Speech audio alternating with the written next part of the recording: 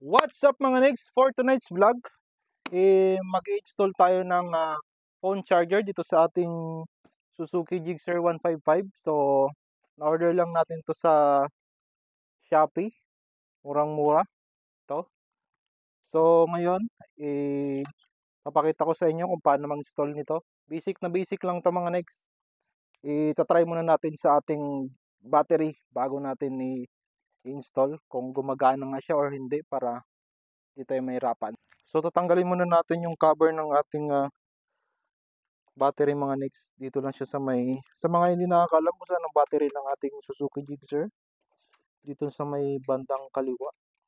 Kailangan nyo lang tanggalin ng upuan. At ito, ilang bolt to? Isa, dalawa, tatlo. Kailangan lang natin ng dalawang Allen wrench. May clipper pa siya dito sa ilalim mga next. Yan. Ito.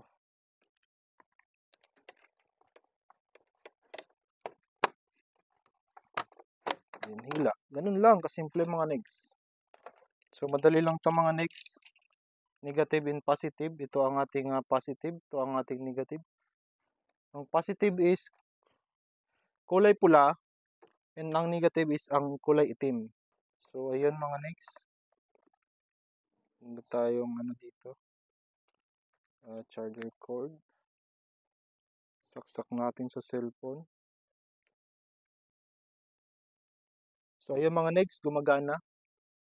Kita nyo naman. Yun, umiilaw siya. Meron siyang ilaw.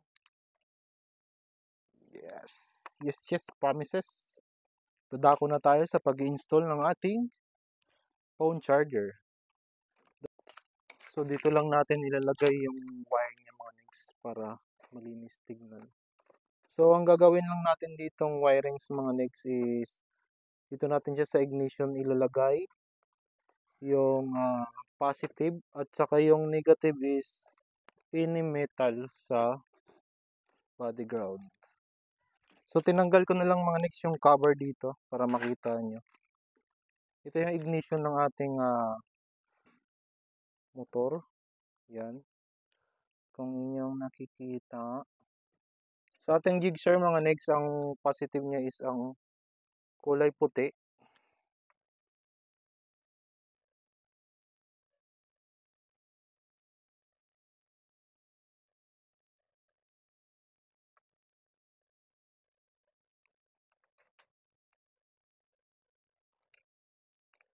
Uy.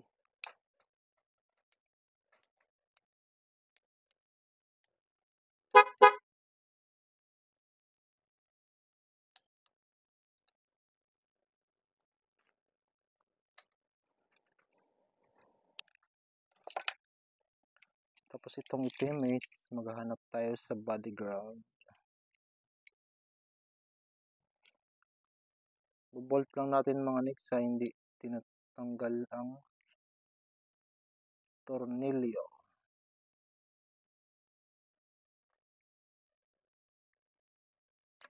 Naputol pa. Dugtong tayo. Magdudugtong tayo dito mga next kasi maikli siya.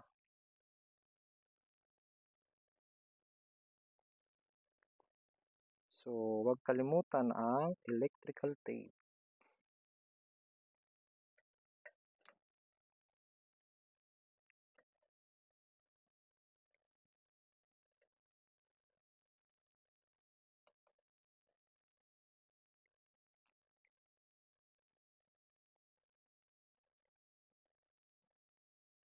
So, hindi naman tayo expert sa mga wiring sa motor mga next, no? Pero, share ko lang sa inyo to para hindi na kayo pumunta sa paggawaan. Kung gusto niyo mag-install ng charger phone sa inyong mga motor, basic lang. Punta lang kayo sa aking YouTube channel. So, dito natin siya i-ano mga next sa bracket ng busina natin. Dito natin siya ilalagay.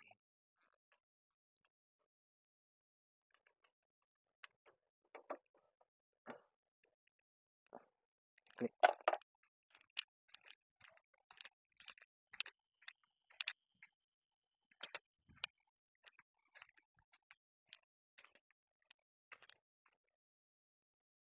dito na lang tayo maglagay sa kabila. Ihalo natin siya sa ibang body ground na nakakabit dito.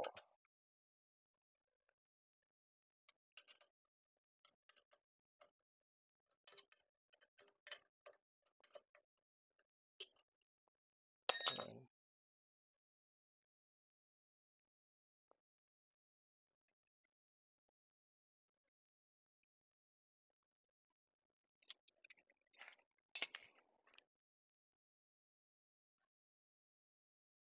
So yun, nakabit na natin mga negs. Try natin kung gumagana. On natin ang ignition. So dito natin siya nilagay mga negs. So mayroon din siyang switch. Yun. Umilaw. So try natin saksak ang ating charger.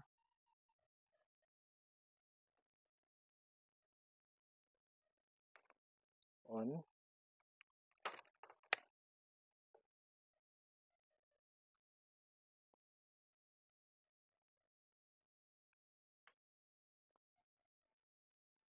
So yung mga next, nag-charge na.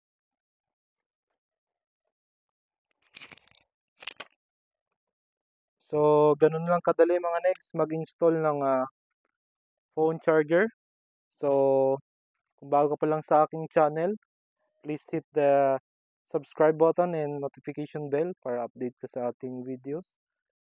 So kanabitan na rin natin ng auxiliary light yung ating Suzuki Gixxer mga next.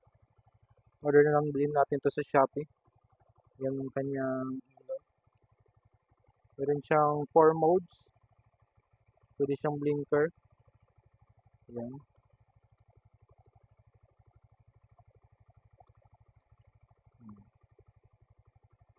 Yan kayang ilaw.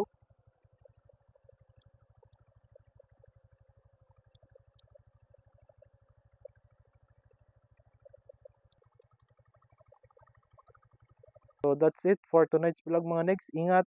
Bye-bye!